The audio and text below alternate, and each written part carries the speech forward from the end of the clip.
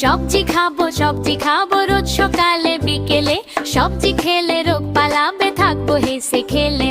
মা বলেছেন সবজি ভালো, বাবার মুখেও তাই, আমরা সবাই সবজি খেয়ে স্বাস্থ্য ভালো চাই। ওই দেখো লাল গাজর মামা, দেখতে কি যে খাঁটি, গাজর খেলে চোখ ভালো রে, হাড় হয় খুব আঁটি। টকটকে লাল টমেটো ভাই, গোলদার গাল খেলে পরে গাল দুটো হয় আপেলের মতো লাল।